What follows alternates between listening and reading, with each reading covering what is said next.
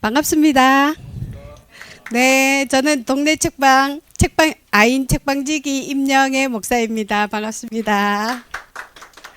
오늘 어버이날인데 많은 분들이 신청하셨다가 다 유튜브로 들어오시겠다고 이렇게 연락이 와서 그래도 이렇게 많이 와주셔서 감사합니다. 제가 이번 올해에는 2026년도에 지금 북토크가 4개가 잡혀 있거든요. 그 중에 천정호 판사님 북토크가 제일 처음입니다. 올해에는. 근데 4월에 책이 나온다고 해가지고 다른 책방에서 먼저 선점할까봐 제가 멀리 연락드려가지고 제가 하기로 했습니다. 이렇게 먼저 허락해 주셔서 감사합니다. 오늘 이제 작가님이 해주실 책은 천정호 판사가 들려주는 10계명입니다. 저도 이제 천정호 판사님이라고 하면은 일단 호통 판사로 제가 처음 알았거든요. 제가 요즘 정신을 못 차리고 있어가지고 호통 한번 당하고 싶습니다. 작가님을 잠깐 소개해드리면요. 제가 작년에 그 로마서 책 쓰신 천정호 판사는 바울에게 무엇을 물을까? 그거 해보니까 제가 막 두루뭉실하게 알고 있던 그 로마서에 대해서 제가 목사긴 하지만 제대로 몰랐거든요. 그래서 확실히 좀 더 공부를 잘 하게 되었고, 그래도 이번에는 또 이제 그 쓰신 책을 보니까 제가 십계명에 대해서 제대로 읽어야 되겠다 싶어서 제가 완독을 했습니다. 여러분 완독하고 오셨죠? 네. 오늘 좋은 시간 되기를 기대하고요. 작가님에 대해서 짧게 소개해 드리겠습니다. 천정호 판사님은 97년부터 그 판사로 재직 중이시고 간단하게 짧게 할게요. 지금 작년에 10주년으로 만사소년 창단하셔서 10주년으로 운영하고 계시고 올해 11주년입니다. 그렇게 하시면서 위기 청소년들을 만나고 오고 계시고 그 여러 가지 책을 쓰셨는데 간단하게 저서를 소개해드리면 천정호 판사의 선, 정의, 법, 그 다음에 천정호 판사의 예수 이야기, 천정호 판사의 하느님 나라와 공동선, 천정호 판사는 바울에게 무엇을 물을까? 작년에 7월에 우리 묵독한 책입니다.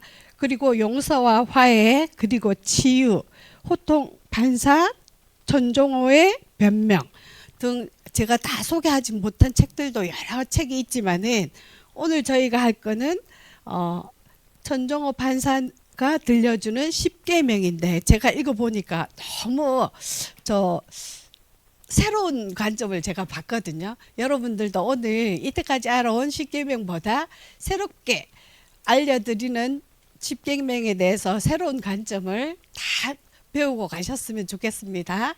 그러면은 제가 짧게 소개해 드렸고 지금부터 한 1시간 반 정도 10계명에 대해서 새로운 관점으로 이야기 들려주실 작가님을 모실 때 큰 박수로 환영해 주시기 바랍니다. 모시겠습니다. 예, 반갑습니다. 작년에 7월에 북토크 해주시고 또 올해 이 자리를 마련해 주셔서 너무 감사합니다. 책을 쓰고 이 청년들 그리고 신학도들께서 이 책을 읽으셨으면 좋겠다는 생각을 가지고 있었는데 책을 읽는 것만으로 어려울지 몰라서 북토크를 하면 어떨까 하고 있는데 우리 목사님 연락이 오셔서 흔쾌히 이 자리에 섰습니다. 어쨌든 제가 말씀드린 건 짧게 말씀드리고 여러분들께서 궁금해 하시는 부분을 질문을 통해서 좀 더 여러분들의 인식의 폭을 넓혀 가면 좋겠습니다. 조금 전에 말씀하셨듯이 선정의법이라는 책을 가지고 제가 기독교 관련 서적을 쓰기 시작했는데요. 결론에 이르러 보니까 그 선정의법의 핵심이 마태복음 5장에서 5장에 다 들어가 있다는 것을 어느 순간 깨닫고 이 책을 완성하게 되었습니다. 작년에 로마서를 쓰고 나서 이제 마지막 남은 십계명, 법학자로서 신앙인으로서 십계명 해설을 해야 된다고 생각하고 있었는데, 신학적으로 접근하는 것은 많은 분들이 신학적인 십계명 해설서를 두고 있었기 때문에 제가 할 일은 아니라고 생각하고 있어서 어떻게 이제 연결해 갈까 생각하면서 십계명 관련 책을 열 몇 권 정도 1년 중에 작은 논문 하나를 발견하게 되고요. 그 논문 속에서 이제 십계명이 산상수훈하고 깊은 연관을 가지고 있다. 이렇게 되니까 이제 글이 완성되었습니다. 그래서 하나하나 여러분들과 나눠보고자 합니다.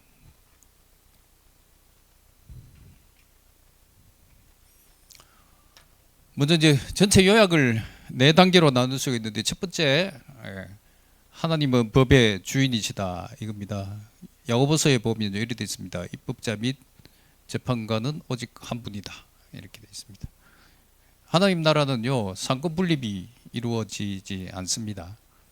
입법자, 그 다음에 재판관, 그 다음에 집행자는 한 분이시거든요.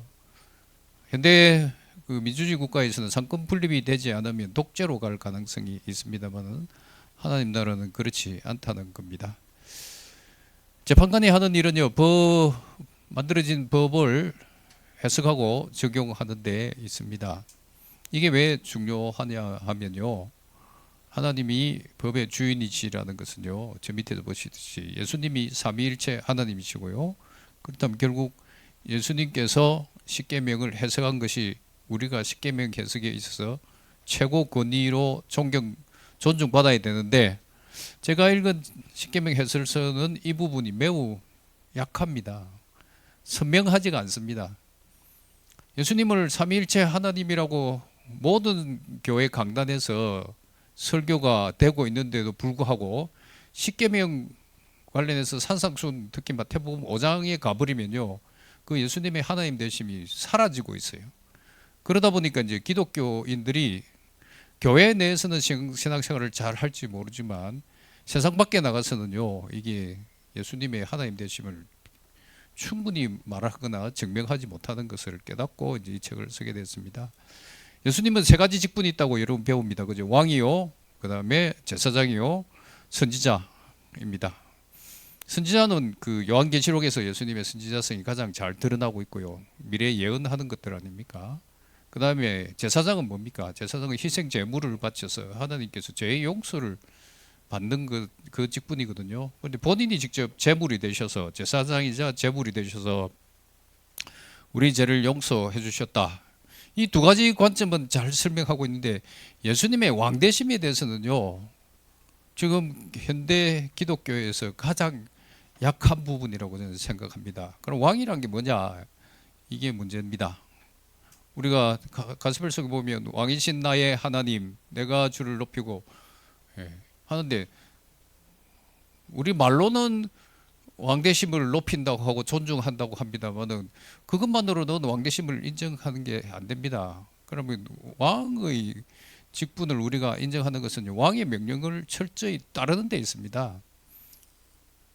그렇다면 결국 산상수훈이 왕 대신 삼일체 하나님이신 예수님께서 해석한 것이라면 십계명의 해석은 모두 거기로 기결돼야 되는데 그렇지 못하고 있다는 게 제 생각이고요. 이것을 부각시켜야지만이 우리가 교회가 아닌 세상 밖에 나가서 세상 밖에 나가서 우리가 예수님의 왕되심을 증명할 수 있는 방법은 예수님이 가르쳐 준 대로 따르는 것에 있거든요. 그렇지 않다 보니까 교회가 지금 사회의 공공성을 잃어버리고 신앙이 내면화되고 교회 울타리 밖에서는 힘을 쓰지 못하고 있는 그런 형편이라고 생각됩니다. 두 번째, 조금 전에 말했듯이 하나님의 법의 주인이신데요. 그러면 그 법에 무엇이 먼저 들어가냐면 십계명이거든요. 십계명은 법이다. 여러분 어떻게 생각합니까? 일반 사람들은요, 십계명을 도덕윤리라고 보면 될 수 있습니다만은 기독교인들은 십계명을 도덕윤리라고 판단하면 안 됩니다. 법이라고 해야 됩니다. 그럼 법이라고 하는 것이 무슨 의미를 가지느냐, 이게 여러분들이 이해를 하셔야 됩니다. 십계명이 율법이요 법이라고 합니다만 그 법의 의미를 우리가 이해하고 계셔야 됩니다. 병력법의 예를 들어보겠습니다. 병력법의 경우에 대한민국 청년들은 20세에서 30세 사이에 반드시 병력 업무를 이행하기 위해서 입대를 해야 됩니다. 그런데 입대하지 않으면 병력법에 따라서 엄격한 처벌을 받죠. 엄정한 처벌을 받죠. 태국 청년이 한국에 와서 일을 하고 있습니다. 25살 먹은 태국 청년이 와서 한국에서 일하고 있는데 군대 입대하지 않는다고 해서 병력법에 따라 처벌받습니까? 안 받거든요. 태국 사람의 입장에서는 대한민국 병력법이 법이 아닙니다. 그렇다면 여기서 이제 여러분들 법의 의미를 캐치하셔야 됩니다. 법이라는 것은요, 위반하는 경우에는 엄중한 처벌이 기다린다는 거예요. 그렇다면 우리가 십계명을 법으로 받아들인다는 것은 뭡니까? 이 십계명을 위반했을 경우에는 하나님의 심판이 있다는 것을 우리가 받아들여야지만 그 십계명의 법의 성격이 충분히 여러분들한테 부각될 수가 있습니다. 단순히 윤리 도덕으로서 지켜도 되고 안 지켜도 된다 이렇게 해석해 버리면 십계명은 여러분들한테 신앙인으로서 아무런 의미를 못 가져 버립니다. 그렇게 되면요, 산상수훈도 아무런 의미를 가지지 못하게 됩니다. 그럼 십계명은 언제 법의 성격이 드러나느냐? 병력법 위반을 하면요, 대한민국 법정에 서 가지고 판사 앞에 서서 판결을 받아야 되고 잘못하면 교도소까지 갈 수도 있습니다. 그러면 십계명을 위반했을 때 우리가 언제 처벌받느냐? 그건 최후 심판 때 앞에서 하나님 앞에서 벌을 받는다는 데 있습니다. 최후 심판을 부정하는 사람은 기독교인이 아닙니다. 그 심판을 부정하는 것은 십계명의 법이라는 것을 부정하게 되는 거고요. 도덕윤리로 밖에 판단 안 되고 그냥 교회라는 공동체가 신앙 공동체가 아닌 사회 공동체의 일환이 될 수밖에 없다는 것을 이해하시고, 기독교인이라면 이 십계명이 법이라는 것을 반드시 전제하셔야 되고, 그럼 법의 성격은 뭐냐면 위반했을 경우 처벌받는다는 것이고요. 이 십계명의 그 처벌은 언제 이루어지느냐면 하나님의 심판대 앞에서 이루어진다는 겁니다. 그리고 요한계시록에 보면 처음심판 법정에 그 흰색 보좌 앞에 갔을 때 책이 두 권 있지 않습니까? 한쪽은 생명책이고 다른 한쪽은 우리의 죄의 기록에 대한 책이거든요. 그 죄의 기록들이 십계명 위반에 대한 사항들이라고 보시면 됩니다. 그래서 법의 가장 중요한 것은요, 재판 규범성이 된다는 것입니다. 병력법이 재판 규범성이 되듯이 십계명은 우리가 하나님 앞에 섰을 때 우리의 재판 규범이 된다. 자, 그렇다면 이제 법의 의미를 어떻게 풀이하느냐가 매우 중요합니다. 이 모든 우주는요, 관계의 세계입니다. 관계의 세계. 여러분 양자 물리학을 배우셔서 아시겠습니다만은 전자의 속성을 우리가 연구할 때 전자의 위치와 에너지는 동시에 그 판정할 수 없고, 한쪽이 이 위치가 파악되면 에너지는 얼마인지 알 수 없고, 에너지가 파악되면 위치가 얼마인지 알 수 없듯이 이 뭡니까, 양자 물리학의 세계에 들어가 보면요, 양자와 그 중성자 이 사이의 관계 때문에 이 양자의 전자가 이렇게 이 핵을 중심으로 돌아가고 있거든요. 그거는 이 관계 때문에 이렇게 헤어졌습니다. 그래서 이 관계를 파괴하는 것이 핵폭탄이 되는 것 아닙니까? 우리도 세포도 똑같습니다. 이게 우리 생명을 유지하는 뭔가 있어서 관계가 있기 때문에 우리가 세포가 유지되고, 우리 생명이 떠나가 보면 관계가 떠나버리니까 이 생명 유지 장치가 끝나고 우리는 썩어가거든요. 이게 이제 물리학적인 세계에서 관계고요. 인간과의 관계도 똑같습니다. 관계의 세계가 있고요. 법은 왜 필요하느냐? 여러분 여기도 있고 책에도 있습니다만, 로빈슨 크루소 얘기에서처럼 혼자 살면 법이 필요 없습니다. 그죠? 로빈슨 크루소가 배를 타고 가다가 난파당했고 무인도에 혼자 살아남았습니다. 혼자서 살아갈 때는요, 빨가벗고 다녀도 되고 밤에 일어나서 고성방가해도 되고 대소변 아무데나 해도 됩니다. 그런데 어느 날 처형당할 뻔한 원주민을 금요일 날 구해주고, 그의 이름을 금요일 날 구해줬다고 프라이데이라고 짓고 두 사람이 함께 생활하기 시작합니다. 이때부터는 이제 문제가 생기죠. 첫 번째, 불편합니다. 한 사람은 문명인이고 한 사람은 그 원주민이고요. 한 사람은 포크 등으로 식사를 해야 되는데 한 사람은 손으로 먹을 수도 있고 한 사람은 벌거벗고 다니고 한 사람은 양복이나 이런 걸 입고 다니는 한 사람은 주행성인데 한 사람은 야행성일 수도 있고요. 이런 불편함이 생깁니다. 두 번째는 두 사람 사이에 살다가 처음에는 관계가 좋았는데 관계가 나빠지면 저 사람이 나를 해치지 않을까 하는 불안함이 생기거든요. 이 불편함과 불안함 이 두 가지 문제를 해결하기 위해서 서로 규칙을 정합니다. 이게 법입니다. 법. 이게 바로 다섯 자로 요약하면 관계의 준칙입니다. 인간관계도 분명히 관계의 준칙으로서 관계가 있고 그 관계에서 지켜야 될 준 규칙칙이 이제 만들어지는 거죠. 그렇다면 우리가 하나님과의 관계가 맺어지죠. 그럼 하나님과의 관계 준칙이 필요하지 않습니까? 이걸 넓은 의미에서 뭐라 하냐면 하나님의 법이라고 하고요. 하나님의 법에 최초로 제정해 주신 것이 선악과 명령 아닙니까? 그죠? 창조 명령도 있고. 자, 이제 이 법에 대해서 이 정도로 하고 그러면 이제 정의와 공의, 그다음에 사랑은 어떤 관계가 있느냐가 이제 논의가 되어야 됩니다. 법과 정의와의 관계의 문제인데요. 저기 보시면 법은 정의와 공의의 최소한이다. 그다음 정의는 법의 최대한이다. 정의와 사랑이 법을 완성한다. 이 밑에 세 번째 거는 이해할 건데요. 첫 번째, 두 번째 거는 다른 예로 한번 들어보겠습니다. 최저임금제입니다. 최저임금제. 2015년도에는 시간당 하루죠.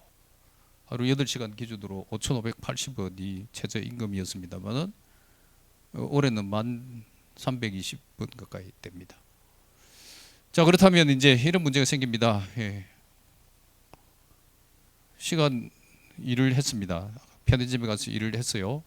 그래서 서로 아무런 약정 없이 일을 했습니다. 그래서 아르바이트생이 이제 사장님한테 그 급여 달라고 알바비 달라고 하니까 사장님이 저기 최저임금보다 낮은 기준으로 만원 기준으로 해서 뭐 8시간 일했으니까 8만 원 주겠다고 합니다. 그러면 어떻게 됩니까? 이 사람은 약속은 안 해도 그 최저임금을 기준으로 해서 계산해 달라고 할 수가 있죠. 그렇죠? 그 위반하면 법 위반되니까. 그래서 법이란 뭐냐면 우리가 이 사람 사이에 관계 그 준칙에 있어서 최저의 기준이 되는 겁니다. 이 이하로 내려가면 안 되는 겁니다. 그죠? 이해됩니까? 그래서 이 이하로 내려가면 안 되는데 그런데 일을 하기 전에 그럼 시간당 12,000원 주겠다 하면 약속이지 않습니까? 이거는 법이 아니죠.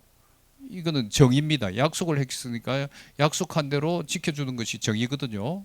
그래서 1시간당 12,000원으로 했으면 8시간 계산, 10시간 계산하기 쉽게 12만 원을 줘야 됩니다. 만은 사장님이 내 최저임금법에 따라 주겠다 하면 이게 법의 위반은 되지는 않습니다만은 약속 위반이 되니까 정의 위반이 되는 거거든요.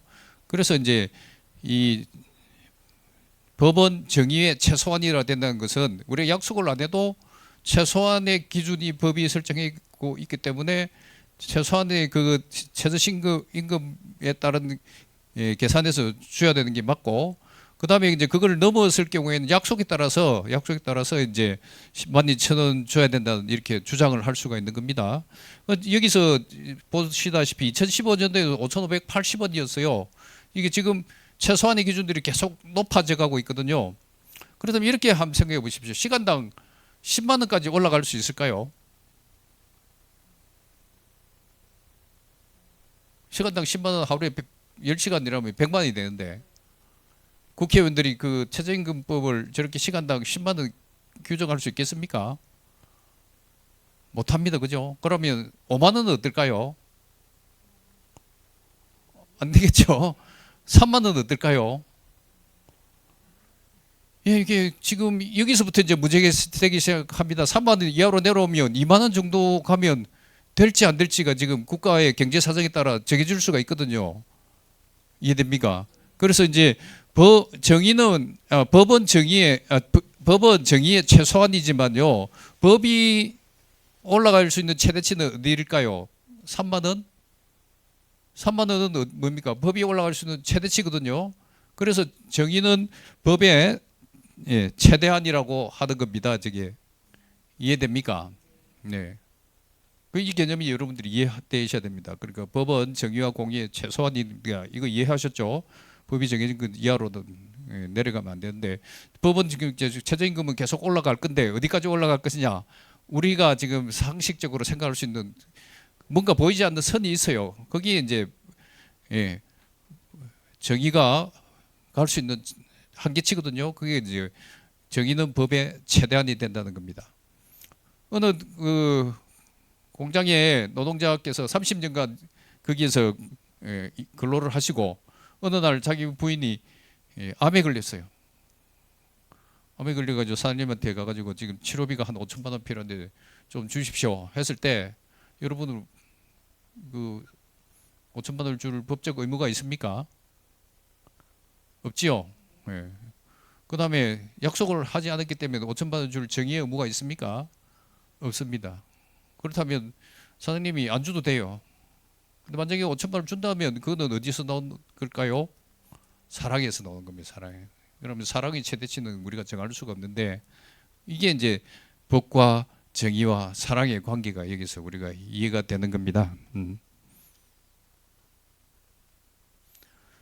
자, 그렇다면 이제 십계명의 해석에서 나중에 말씀드릴 건데 십계명을 우리가 배우게 되면요, 특히 산상수훈과 연결해서 십계명을 해석하게 되면 결론이 뭐에 이르는 줄 아십니까? 인간은 십계명을 지킬 수가 없다는 겁니다.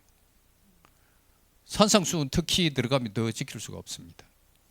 예를 들어서 예수님께서 살인죄에 대해서 사람을 죽인 것이 살인죄가 아니라 형제에 대해서 나가라고 분노하고, 그죠? 그런 것도 살인죄가 된다고 해석하셨거든요. 그럼 여러분 살인죄 위반 다 하고 계시죠? 특히 남자들 같은 경우에는 간음, 어떤 분에 보면 간음죄가 뭔지는 남자들이 가장 잘 안다는 겁니다. 음욕을 품고 보는 순간 간음죄가 된다고 하셨는데 남자들이 그걸 과연 한 번이라도 위반하는 사람이 있겠습니까? 이런 식으로 예수님께서 마태복음 5장에서 가르쳐 주신 산상수훈 계명에 따라서 해석하게 되면요, 십계명은 절대로 지킬 수 없는 법이 됩니다. 그러면 결국은 우리가 하나님 앞에서 모두 심판받아서 죽어야 돼요. 이때 뭐가 필요합니까? 복음이 필요한 거예요. 복음이. 복음이란 뭡니까? 우리의 죄를 용서해 주시는 예수님과 하나님의 은혜거든요. 이게 이제 정반합으로 나오는 겁니다. 첫 번째 정이 뭡니까? 십계명은 법이다. 두 번째 반은 십계명 지킬 수 없다. 합은 하나님은 복음을 미리 선제적으로 준비해 두셔서 우리에게 길을 제시해 주셨다. 이 정반합이 기독교의 교리의 핵심입니다. 다른 거 없습니다. 뭐 치유, 내적 치유 이런 게 기독교의 핵심이 아니고요. 하나님 명령을 엄격하게 지켜야 되는데 절대로 지킬 수 없다는 게 우리의 처한 현실이고, 그럼 이걸 꼭 가지고 우리가 천국에 갈 수 있느냐? 못 간다는 거죠. 그러나 하나님께서는 미리 우리 죄를 다 용서할 수 있는 길을 주셨다는 겁니다. 그래서 우리가 죄를 회개하고 하나님과 관계 회복만 하면 복음을 통해서 우리가 이 하나님 나라에 들어갈 수 있다는, 이게 이제 정반합이 기독교 교리의 핵심인데요. 문제는 어디에서 발생하냐면, 제가 이제 목사님들 설교 이런 게 듣고서 깨달은 것은 이겁니다. 이런 정반합을 엄중하게 강단에서 선포를 못 하신다는 거예요. 십계명의 법이다, 반드시 지켜야 된다, 이렇게만 하면 이게 문제가 굉장히 큽니다. 율법주의라는 비판을 받게 되거든요. 그럼 그렇게 선언한 뒤에는 뭐가 들어가야 되냐면요, 복음이 있다, 이거를 설명해 주셔야 되는데, 어떤 분은 십계명이 법이다 해가지고 엄중하게 지켜야 된다면 이거 회개하라고까지만 가르치시고 복음에 관해서는 연결을 안 지키는 경향이 있고, 어떤 분들은 십계명이 법이라는 것을 슬 빼고 우리의 죄를 용서하시기 위해서 제사장이신 예수님께서 몸소 제물이 되셔서 우리 죄를 다 용서하시니까 걱정 마라 하시는 분들이 계신데, 이 정반합이 우리 이 신앙 체계 속에 깊이 들어가 있지 않으면 설교 강단에서의 설교가 한쪽으로 치우칠 수밖에 없고 균형 잡힌 설교가 안 나온다는 겁니다. 그리고 또 하나는요, 십계명 법이다 해가 반드시 지켜야 된다고 하면 성도들이 교회를 떠날 가능성이 매우 높아요. 내가 이 교회를 왜 다녀야 되느냐. 그렇지만 그 뒤에 복음이 있다는 것을 가르쳐 주면요 되는데, 그렇게 연결해서 안 해주니까 자꾸 한쪽은 율법주의다, 한쪽은 내적 지위에 치우쳐 있다 이렇게 하고 있는데, 제대로 된 이 기독교 신앙이라면 이 정반 합이 우리의 신앙 속에서 깊이 각인되어 있어야 된다고 생각합니다. 그럼 십계명 해설서는요, 제가 짤막하게 해설을 해놨는데요, 해석의 원칙에 관해서 제가 책에 써놨는데 한 가지만 여러분 좀 기억해 두십시오. 십계명 해석할 때 있어서 제가 많은 책을 보는데요, 해석에서 오류 중에 가장 큰 오류가 뭐냐면, 이걸 해석을 해가지고 우리가 현행법 한국 법정에서 예를 들어서 낙태죄 같은 경우에는 십계명 살인죄가 해당될까 안 될까, 이런, 그러니까 현행 법정에서 판사들이 해석하는 식으로 해석하려고 하고 있는데 그건 잘못됐다는 겁니다. 십계명은 해석에 있어서 예수님이 가르쳐준 해석을 따라야 되고요, 그 해석은 현행법에 따라서 우리가 처벌받는다 안 받는다가 아닌, 하나님 앞에 갔을 때 우리가 처벌받느냐 안 받느냐 이 기준으로 해석이 돼야 된다고 생각합니다. 그렇지 않으면 십계명 해석이 올바른 해석이 될 수가 없어요. 살인죄, 뭐 안락사, 조력살인죄, 이게 그럼 살인죄가 되냐 안 되냐 이 논의는 전혀 의미가 없습니다. 왜? 마음으로 분노하고 형제에 대해서 나가라고 한 것조차도 살인죄가 된다고 하셨는데, 낙태죄라든지 조력살인죄 그런 것들이 무슨 우리 해석에 있어서 큰 기준이 되겠습니까? 예수님이 하나님이신 예수님께서 가르쳐 주신 기준이 있다면 그 모든 것은 다 포괄돼요. 문제는 결론 아까 말했듯이 이 십계명을 해석하고 나면 지킬 수 없다는 겁니다. 지킬 수 없어. 그렇지만 복음이 필요하다는 이런 이제 정반합으로 연결해 주셔야 되는데, 그 문구 하나에 해가지고 이걸 가지고 이제 기독교인은 낙태죄를 받아들이니 안 받았니 이런 논의는 십계명 해석에서는 맞지 않습니다.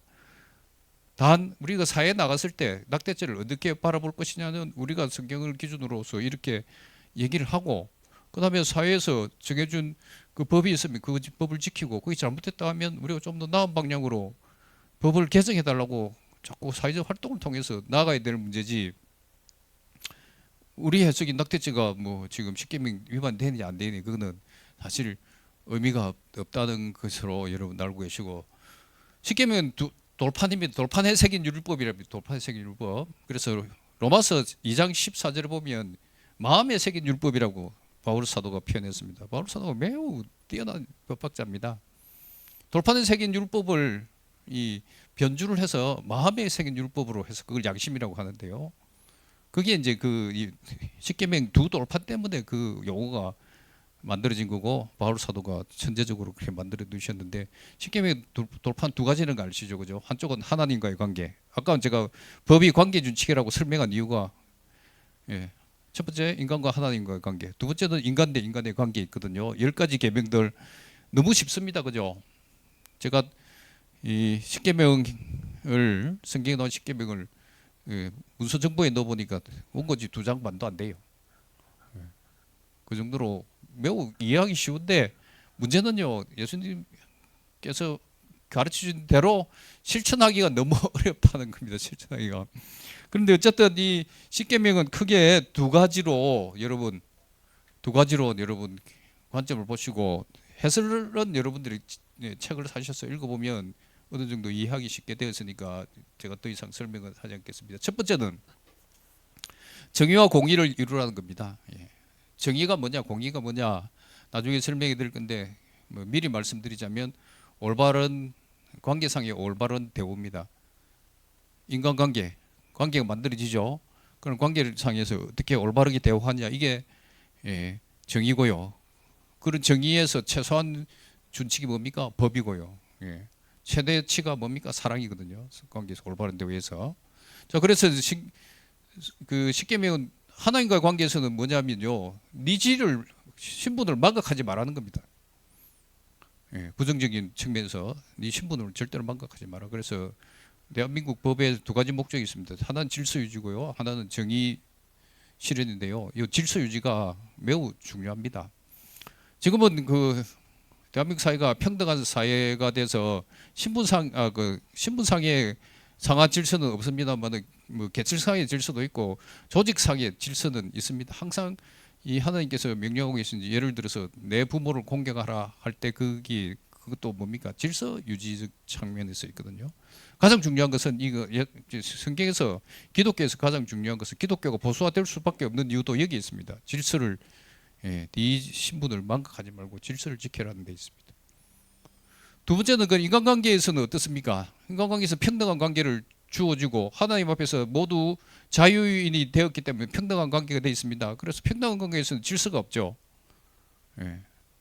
이건 뭡니까? 올바르게 대우해주라는 거예요. 상대방을 올바르게 대우해줘라. 그 올바르게 대우하는 방법이 여러 가지 있는데 가장 중요한 게 뭡니까? 황금률 아닙니까? 황금률, 예수님께서 가르치신 황금률. 그게 상대방을 어떻게 대우하는가의 관계거든요. 이게 이제 부정적인 측면에서 금지 명령으로서 하지 말라가 첫 번째, 자신의 지위를 망각하지 마라. 이걸 이제 교만이라 하고요. 자기에게 주어진 이의 것을 탐내지 마라. 이게 탐심입니다. 그래서 교만은 10계명 1계명에서 하나님과 관계 설정이 있고요. 탐심은 10계명 마지막 끝에서 탐내지 말라. 그래서 10계명의 핵심 두 가지 가르침은 교만과 탐심을 부리지 말라는 게 있습니다. 내용 전체가 그렇습니다. 이것들이 나중에 되면 이제 다 그 성령의 9가지 열매라든지 예수님께서 가르쳐 주신 그런 모든 것들이 여기에 다 포괄될 수가 있습니다. 포섭될 수가 있고요. 두 번째는 이제 적극적으로 뭡니까? 사랑하랍니다. 사랑하라. 이거는 우리가 잘 아는 거죠. 율법과 선지자의 강령이라고 하는 하나님을 사랑하고 이웃을 사랑하는 데 있습니다. 십계명은 금지 명령으로서 교만하지 말고 탐심 부리지 말라는 거고요. 적극적인 이행 명령으로서 하나님을 사랑하고 이웃을 사랑하는 데 있습니다. 이 두 가지가 십계명의 해석이고 예수님께서 가르친 바이시기도 합니다. 그래서 내용은 여러분들 읽어보시면 어느 정도 이해할 수 있어요. 결론은 뭐냐? 지킬 수가 없다는 것. 인간이 지킬 수가 없다. 자, 그러면 이제 정의란 뭐냐? 이제 돼 있습니다. 정의는 아까 말씀드렸듯이 관계상의 올바른 대우거든요. 관계상의 올바른 대우. 이 책에도 있습니다. 세 사람이 모였어요. 한 사람은 토지를 내고, 한 사람은 돈을 내서 기계를 사고, 다른 한 사람은 농사 기술이 있어가지고 씨를 사고 해서 농사를 지었습니다. 가을에 수확을 하게 되었어요. 그러면 이 수확물에 대해서 예를 들어서 300만 원씩 수익이 남았다 칩시다. 그럼 이 세 사람 관계에서 어떻게 분배할 것이냐, 이게 문제가 됩니다. 그죠? 그죠?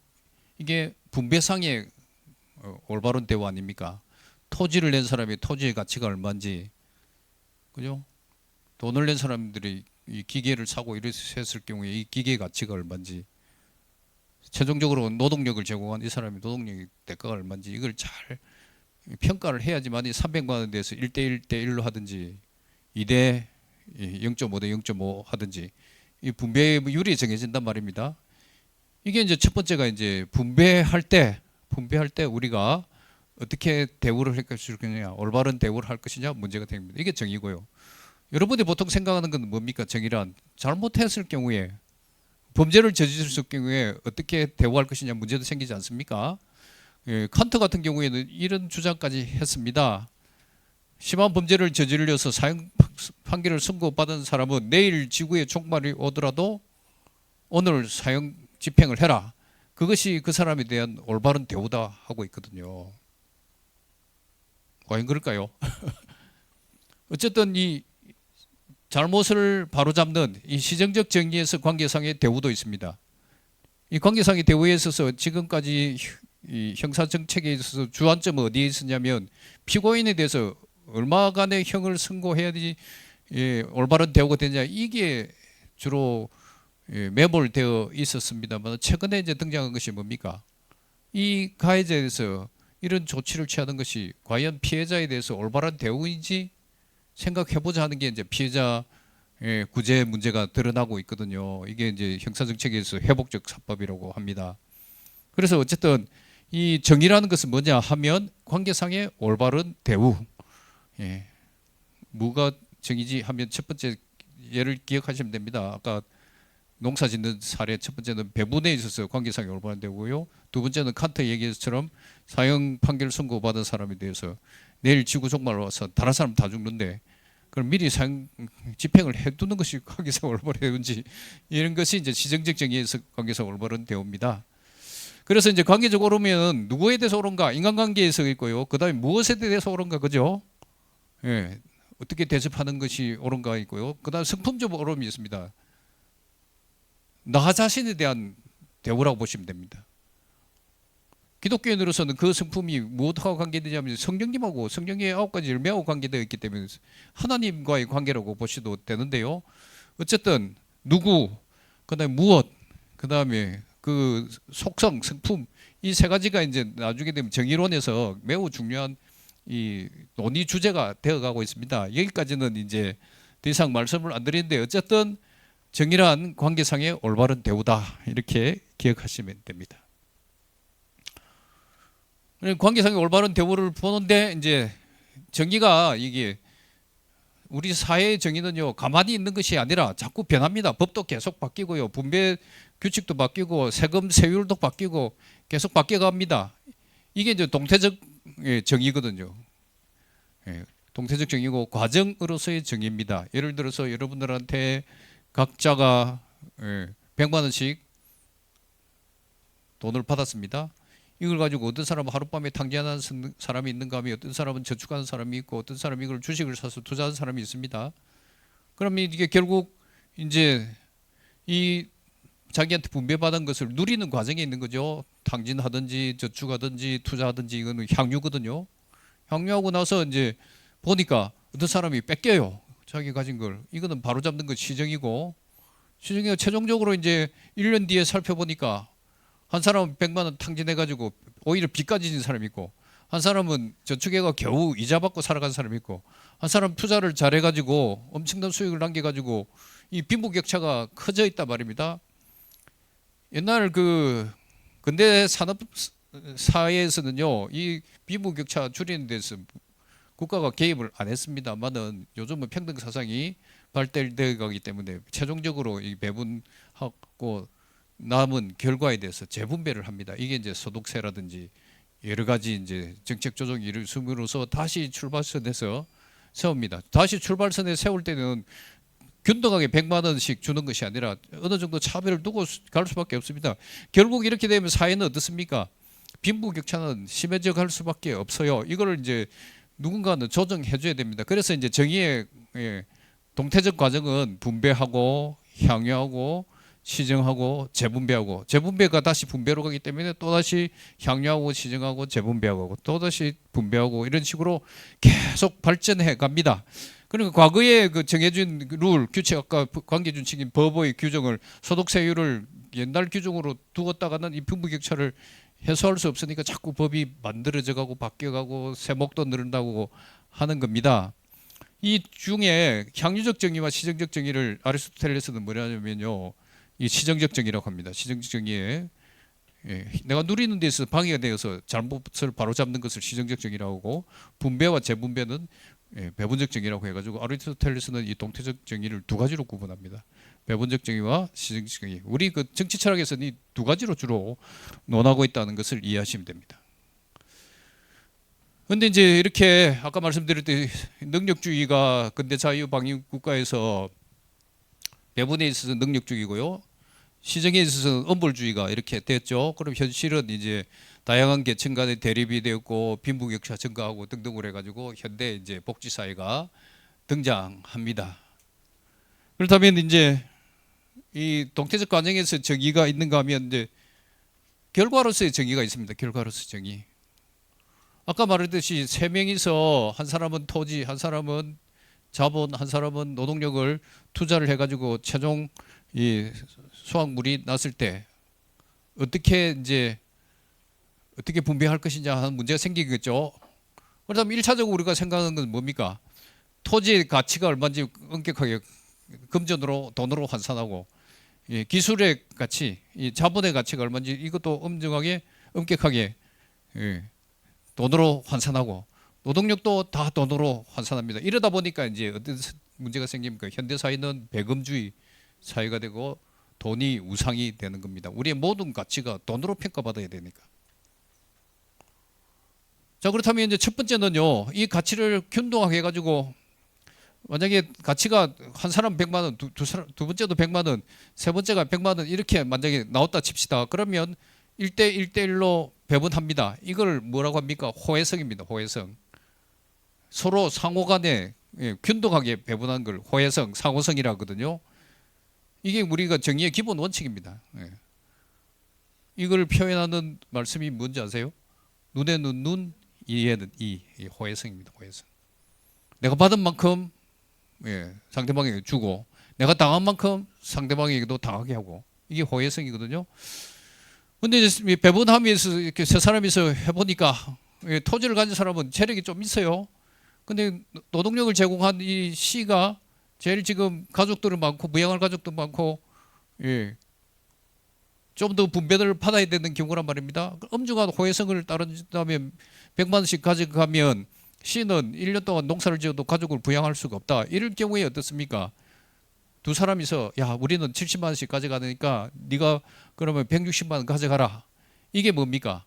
연대성입니다. 연대. 사회적 연대를 위해서 어느 정도 양보하는 것. 연대성을 가장 잘 보여준 예가 소득세 아닙니까? 그죠? 여러분 월급 많이 받는 사람하고 적게 받는 사람하고 세율이 동일합니까? 아니면 세율이 다릅니까? 그게 이제 연대성입니다. 연대성을 가장 잘 보여주는 것이 누진세 제도이거든요. 이해되시죠? 은혜성은 뭡니까? 일방적으로 포기하는 겁니다. 내가 땅을 냈지만 나는 재력이 많으니까 내 거를 네 C가 다 가져가라. 그러면 100대 200으로 나눌 수가 있게 되죠.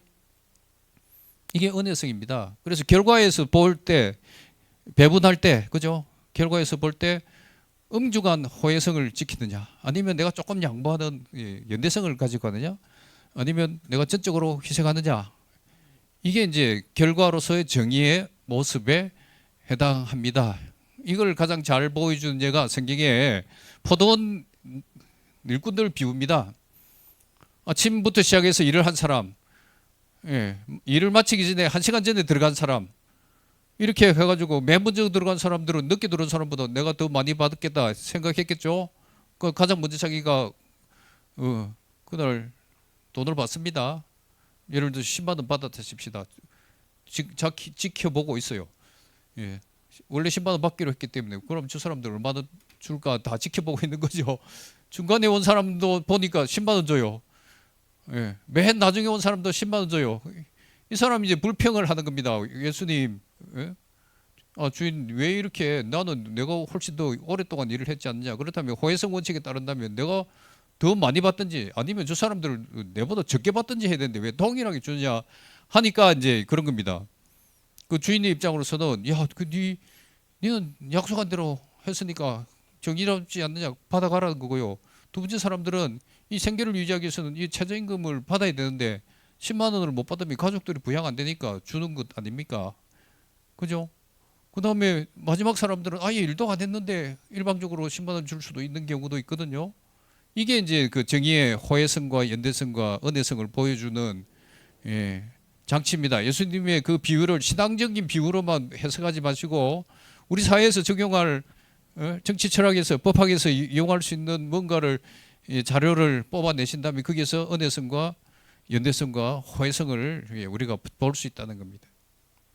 그 다음에 이제 그 시정적 정의에서는 뭡니까? 아까 호혜성이 눈에는 눈, 이에는 이 했는데 예수님께서 뭡니까? 너희가 그렇게 배웠으나 나는 그렇게 가르치지 않는다 해가지고 어떻습니까? 오리를 가자면 심리가 하라는 거죠. 연대하라는 겁니다. 조금 더 양보하라는 겁니다.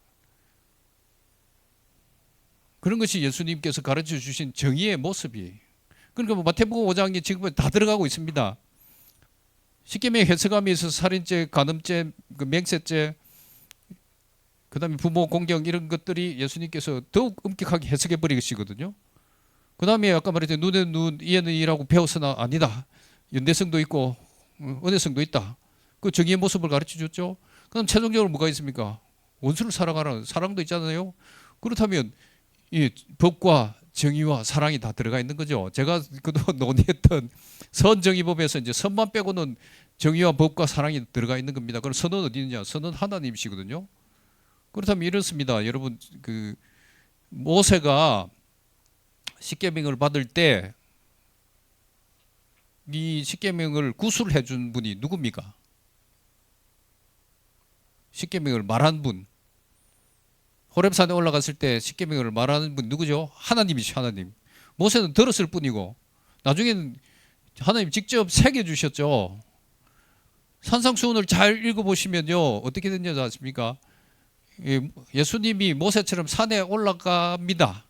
올라갔는데 예수님께 말씀하신 것이 아니라 올라가 앉으셔서 입을 열어 가르쳐 이르시되, 옛날에는 가르쳐 가라사대 되어 있습니다. 이건 뭡니까? 예수님이 하나님 됨을 선포하고 계신 거예요. 하나님의 입장으로서 십계명을 다시 해석해 주신다는 거죠. 그래서 선은 하나님이시면 그 선이 이미 산상수훈 초입에 나타나 있다는 겁니다. 하나님이 나타나 있고 그 선을 받은 우리는 아까 성품에로서 정의가 이 중요한 거라는데 그 성품은 성령의 9가지 열매로 표현하지만 이게 예수님께서 이 성품에 관한 선 어떻게 표현했습니까? 팔복으로. 예. 그래서 마태복음 5장을 보시면 예.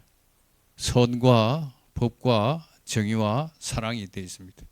제가 이걸 깨닫고 깜짝 놀라가지고 내가 그동안 15년씩 이게 선정기법을 연구해 왔는데 마태복음 5장에 이게 다 들어가 있다는 걸 깨닫고 제가 얼마나 놀랐겠습니까? 제가 누굴 가르침을 받은 것도 아니고 십계명 쓰다가 십계명만으로서는 법학자로서 해석할 수가 없으니까 뭔가를 법학자로서 이 책을 쓰려면 그 신학자들이 해석하는 것을 넘어서 뭔가를 제시해야 되는데 고민하다가 이게 어느 순간 뭐 번개처럼 이게 깨달음을 가지고 그냥 책을 이제 완성한 겁니다. 그건 얼마나 놀라운 거고 하나님께 얼마나 감사한지 몰라요. 그래서 이 책 쓰고 나서 저는 지금 요즘 읽을 책이 없어가지고 거의 허둥지둥 살고 있다는 것을 이해드릴 수 있습니다. 그래서 이제 이거를 결합해 보시면요, 과정으로서 정의는 배분적 정의와 시정적 정의로 나눌 수 있고요. 그 다음에 호혜적 정의는 결과로서의 정의는 호혜적 정의와 연대적 정의와 은혜적 정의로 나눌 수 있다. 그러면 이제 연대적 정의와 은혜적 정의는 어디에 있느냐? 구약에 이게 체다카입니다. 체다카. 미시파트와 체다카입니다. 이게 옛날 성경에는요, 미시파트를 공의로 해석했고 번역했고요, 체다카를 정의로 번역했거든요. 근데 현재 이제 개정 성경에는 거꾸로 되어 있습니다. 미시파트를 정의로 번역하고 체다카를 공의로 번역했어요. 그러니까 여러분 공의하면 많은 분들이 엄중한 처벌이라고 생각하는데 아닙니다. 오해하고 계신 거예요. 체다카는요, 우리의 성품까지도 포함해서 올바르게 남을 배려하라는 모습이 들어있기 때문에 단순히 호혜적 정의를 넘어가는 겁니다. 성경에서 나타나는 그 미시파트가 나오는 용어들을 잘 보시면요, 법적 용어입니다. 법정에서는요, 은혜적 정의나 이 연대적 정의가 작동이 안 돼요. 법이 없는 이상은. 그냥 엄중하게 법에는 눈에는 눈, 얘는 이로 돼 있어요. 그런데 체다카로 가보면 고아와 과부와 낙은에 대해서 우리가 뭔가 대우를 해주라는, 올바른 대우를 해주라는, 사랑까지는 아니더라도 올바른 대우를 해주라는 그 용어에 체다카가 쓰여지고 있거든요. 그래서 여러분들이 지금 이제 오늘 이 저의 얘기를 듣고 앞으로 책을 읽으실 때 또 성경을 읽어 나가실 때 정의와 공의의 개념이 단순히 엄중한 처벌이라는 그 개념에서 벗어나셔야 됩니다. 정의는 엄중한 처벌로 받아들이면 됩니다만 공의는 그렇지 않습니다. 공의는 은혜적 정의와 연대적 정의를 포괄하는 개념이라는 걸. 그리고 역사적으로 이렇게 보시면 이 역사가 점점 발달되어 오죠. 초기에도 뭡니까? 호혜적 정의와 호혜적 정의가 주로 작동하는 시절 아닙니까? 고대, 중세, 근대 국가에서는 능력에 따라서 자기 능력만큼 배분받아가는 거고요. 그 다음에 시정적 정의는 동해보복, 동해보복이라는 것은 같은 해로 보복하라. 해를 당한 만큼 보복하라는 거예요. 동해보복이거든요. 근데 이제 현대 이제 복지국가로 넘어오면서 이게 잘못됐다는 것을 깨닫고 세금 문제라든지 복지주의가 들어오고 인간 존엄이 나와서 사형 선고 못하게 하고 결론적으로 이제 하나님 나라에 가면 뭡니까? 우리의 모든 죄가 용서되는 복음이 빛을 발휘하는 그런 나라가 온다. 이게 이제 우리 기독교인이 사회를 보는 관점의 흐름이라고 보시면 됩니다. 그래서 사회가 점점 발전해 나갑니다. 결국 우리가 가야 될 것은 어디입니까? 하나님 나라 아닙니까? 도피아인 하나님 나라를 우리가 상상하면서 간다면 점점점 연대적 정의와 은혜적 정의가 이 땅에 발붙일 수 있도록 우리 기독교인들이 실천을 해 나가야 된다는 생각이 듭니다. 그런데 현재 우리 교회 내에서 모습을 보면 그 교회 울타리 내에 갇혀서 세상 밖을 잘 못 보시는 것 같아요. 이런 그러니까 정의와 공의의 개념을 제대로 가르쳐 주시지도 않는 것 같고, 그다음에 그 정반합의 개념, 엄중한 율법이 있고 우리는 지킬 수 없다. 그렇지만 복음이 있다. 이런 것들 우리 속에 있어야지만 세상에 나가서 우리가 좀 더 나은 사회를 위해서 예수님 오실 때까지 믿음의 그루터기로서 가져갈 수 있는, 그렇지 못하고 있다는 게 현 모습입니다. 그럼 최종적으로 뭡니까? 사랑이죠, 사랑. 사랑은 여러분 제가 사랑에 관한 책을 한 20권 읽고 개념을 정의해 놨는데 한번 같이 읽어 보실래요? 시작.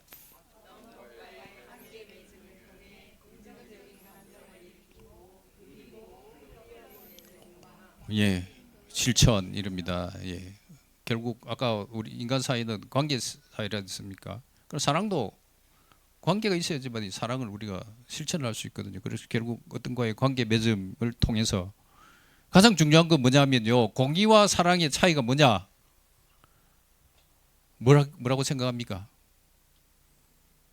사랑도 그 희생하는 게 그 연대적 뭐 은혜적 그것도 사랑이 되지 않습니까?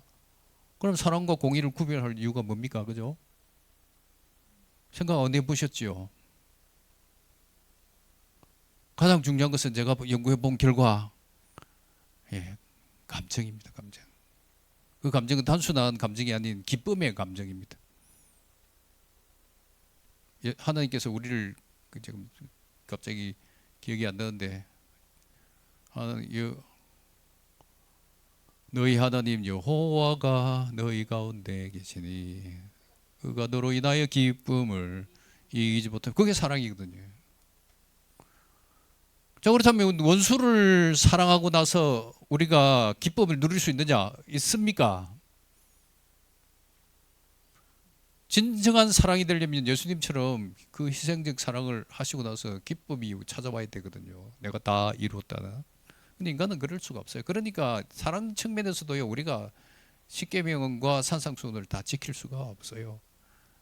결국 우리는 교만하지 않고 겸손해야 된다는 건데요. 어쨌든 공의와 사랑의 가장 중요한 구분점은 기쁨입니다. 이 감정적 요소입니다. 그래서 긍정적인 감정이라는 것은 기쁨을 일으켜서 그걸 내가 누리고, 그죠? 관계 맺음이라는 것을 통해서 긍정적인 감정, 기쁨을 누리고 내 속에서 일으키고 누리고, 누린 것은 흘려 보내야 되는 거거든요. 사랑은 자기 속에만 있으면 안 되거든요. 이런 보내는 욕망은 감정적 요소입니다. 힘은 존재론적 요소라고 합니다. 실천은 의무론적 요소입니다. 우리의 욕망, 그 다음에 우리의 존재가 상대방을 향해서 흘려보내려고 하는 힘, 그 다음에 그걸 통해서 지속적으로 실천하는 능력, 이게 사랑이거든요. 이렇게 분석해 본다면 여러분 사랑에 4가지 요소가 있습니다. 관계적 요소, 감정적 요소가 가장 중요하고요. 이게 공의와 가장 크게 구별되는 지점이고요. 존재론적 요소가 있습니다. 존재론적 요소는 뭐냐면 하나님과 우리가 범죄로 인하여서 분리됐지 않습니까? 분리되고 나서 우리에게 죽음이 시작되고 육체 죽음이 찾아오고 영적 죽음이 준비되어 있거든요. 이러다 보니까 우리가 분리불안이라는 말도 있듯이 하나님과의 우리의 관계가 분리되어 있기 때문에 우리의 존재는 자꾸 그 존재 자체이신 하나님을 찾아가려는 뭔가가 있어요. 표현하지 못하는. 이게 존재론적 요소라고 합니다. 김종규 우리 목사님 추천해 주신 김종규 씨가 쓴 그 목사님인지 모르겠는데 목사님이죠. 교수님이라고 했습니다. 김종규 교수님이 쓴 보면 그 이분은 이 십계명을 존재론적 해석이라고 해가지고 존재의 관계에서 계속 해석해 나가시거든요. 저는 이걸 초월할 수 있는 해석은 관계론적 해석이라고 생각합니다. 그래서 관계라고 했고, 관계의 준칙이라고 했고, 관계상의 올바른 대우를 했고, 사랑에서도 관계 맺음을 통해서 우리가 긍정적인 감정을 누리고, 그죠? 일으키고 누리고 흘려보내는 이게 돼야 됩니다. 의무적 요소는 뭡니까? 사랑은 오래 참고, 그죠? 이 의무적 요소가 없으면 뭐 감정만 우리가 추구한다면 요즘 세상에서 나타나는 가정 해체가 그런 현상입니다만은 그렇게 될 수밖에 없어요. 그래서 사랑에는 이 네 가지 요소가 포함되어야 된다 생각합니다. 그러면 이 원수 사랑은 하나씩 분석해 볼까요? 여러분, 사랑에는요 앞에 무슨 대상이 붙어 있으면 그 개념이 완전히 달라져요. 그래서 그리스 사람들은요 사랑이란 말을, 러브란 말을 안 쓰고 네 가지 용어로 사용하거든요. 아가페, 그다음 필리아, 스토로게, 그다음에 에로스 아닙니까? 이게 우리는 포괄해서 사랑이라고 하는데, 예를 들어서 부모 사랑하고 연인 사랑하고 그 행위 내용이 같을까요? 아니면 이렇게 해보겠습니다. 내 부부 사랑하고 원수 사랑하고 같겠습니까? 만약에 부부 사랑과 원수 사랑이 같은 개념이라면, 제 책에도 그랬는데 부부 간에 두 사람만 할 수 있는 육체적 관계를 그럼 원수하고 해야 된다, 이렇게 결론이 나오지 않습니까? 말도 안 되잖아요. 그런 사랑이라는 것은 이 요소 네 가지 앞에 이제 무엇이 붙느냐에 따라서 그 행위 내용은 달라져요. 그걸 이제 우리가 착각하게 되면요, 이제 그 사랑이라고 해가지고 저 뭡니까 밀양에서 나오던 그런 이 터무니없는 말들이 나오고, 내가 네 사랑하는데 그 너희 부부 네 부부 와이프한테 하는 것처럼 나한테도 해달라, 너희 남편한테 하는 것처럼 나한테 해달라, 이렇게 할 수가 있기 때문에 이 사랑이 왜곡될 수 있거든요. 그래서 사랑은 이 네 가지 요소는 있지만 그 앞에 무엇이 대상이 무엇이 붙는지에 따라서 행위 내용은 달라진다는 거죠. 달라진다. 그래서 이 원수 사랑에서 감정적 요소는 뭡니까? 기쁨을 누리는 데 있는 것은 우리 수준으로는 안 되고, 중요한 것은 이 부정적 감정을 누그러뜨리는 데 있습니다. 부정적 감정. 복수하고 싶은 마음, 그죠? 원수는 복수하고 싶죠. 근데 우리가 가서 보살피고 싶은 마음은 죽어도 아직 안 들거든요. 그럼 원수 사랑에 있어서는 긍정적 감정을 일으키는 것이 아니라 가장 먼저 해야 될 게 부정적 감정을 없애는 데 있습니다. 그러면 긍정적 감정은 언제 오느냐? 그걸 이제 누구의 아우구스티누스의 표현에 따른다면요, 결국 하나님께서 우리에게 주시는 원수 사랑을 통해 주시는 그것을 통해서 우리는 긍정적 감정을 누릴 수밖에 없다. 이게 인간의 한계라고 하는 겁니다. 원수 사랑에 있어서. 그럼 원수 사랑에서 출발점이 뭐가 되겠습니까? 용서입니다. 용서. 부정적 감정을 없애는 게 용서 아닙니까? 용서. 그래서 용서, 또 제가 아까 우리 그 목사님 표현했듯이 용서와 화해, 치유라는 공동 저자들이 쓴 책의 용서에 관해서 글을 쓰라고 해서 썼고, 그 일부를 이번에 책에 넣었는데요. 개념 한번 읽어보실래요? 시작. 사람으로부터 시작.